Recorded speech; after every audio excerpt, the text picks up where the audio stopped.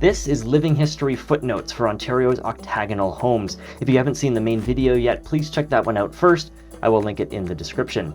In today's episode, we'll learn more about Orson Squire Fowler's own home. We'll take a bit of a walk around my city. I will ask for your help with a mystery, and I'll tell you how octagonal homes have ruined my life. All that and much more, so let's get into it. Today's featured comment comes from user BrucePooch1. They write, "We had a small one-room log-framed family cottage built in the 1950s that was originally a one-room hunting cabin. I always wondered why it was a hexagon shape. It was amazingly functional and comfortable. Yes, the corners could be tricky, but were used for dressers and other small bedside tables. Very sorry that it burnt down after over 50 years. Enjoyed your article. Have not found much info before about these differently shaped old structures." Thank you very much for that comment. What do you think about octagonal houses? Do you agree with my friend Shane that it is a stupid idea? Leave a comment and let me know down below. When it comes to a lot of the octagonal houses that have survived to this day, I think that's often because of their individual histories rather than because of the shape of the house itself.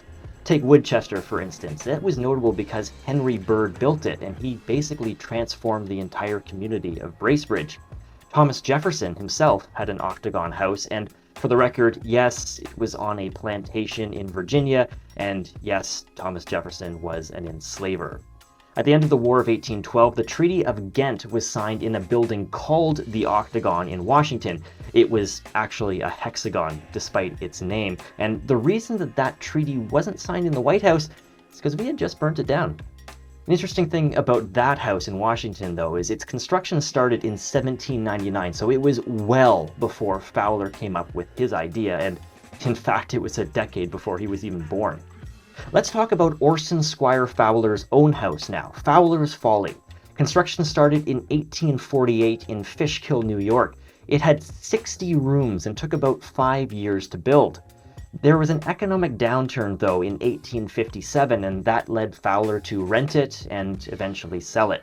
It ended up having several owners, but for much of the time it was used as a sort of boarding house.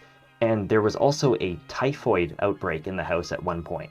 Basically, it slowly and steadily rotted away. By 1897, less than 50 years after it was built, the town deemed it a public safety hazard and, to use a technical term, blew it the hell up with dynamite. Now for the second part of this video, let's take a walk. Welcome to the streets of Sudbury, Ontario. We are in the Kingsmount Bell Park neighborhood. It's one of the older communities within the city, and I think it might show off some of the features that I'm looking to highlight here. As far as I know, the Sudbury area doesn't have any traditional octagon houses, and by traditional, I do mean as recent as the 1970s. There was a bit of a resurgence back then, but rather than the 1800s style that had smaller rooms, the 1970s homes tended to use more open concept floor plans. Earlier in the video, I kind of teased that octagonal homes have ruined my life, and I was only partially kidding about that. I cannot stop looking for octagon homes or octagonal features on other sorts of homes. In fact, I've spent multiple hours looking on satellite maps trying to find new octagons that aren't on the historic homes lists, and I hate to say it, but I've actually found a few through that process.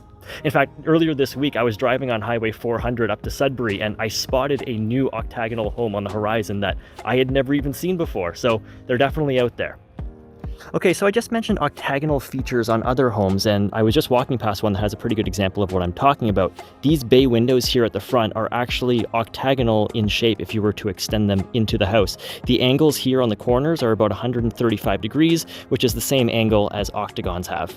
There are some other features too, so let's go take a look.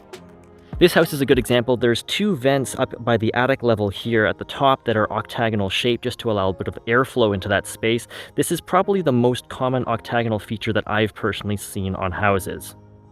There's an interesting feature here on this house. This is an irregular octagonal shape, and again, it's only half. You have to kind of imagine it going past there. But you see the one side, or the one angle, is shorter than the other, so that makes it an irregular octagon, but an octagon nonetheless. Hey, check it out. This was not a stop I was planning on making, and it definitely doesn't count, but octagonal planters. I really love this style. I believe it's called an Oriel window. It looks sort of like a turret, but it's not connected at the bottom or the top. It kind of comes out of the side of the house. Really sharp feature, and again, octagonal with those 135-degree angles. This is more of a traditional tower or turret. It looks like it's hexagonal in shape, but again, very sharp feature on this house. All right, you can argue with me about whether this one should count because I'm not even sure, but octagon adjacent garage doors? The next feature I'm going to share with you absolutely fascinates me, and it's why I need your help. I've seen several homes in this community that look like they date back to the middle of the 20th century, and they feature a single octagonal window. Now, often they show up as a single window, but sometimes they appear in pairs or even in trios. The part that I don't understand and I haven't been able to find on the internet is why? What's the significance of the single octagon window? If that's something that you know about, please leave a comment and help us close this knowledge gap.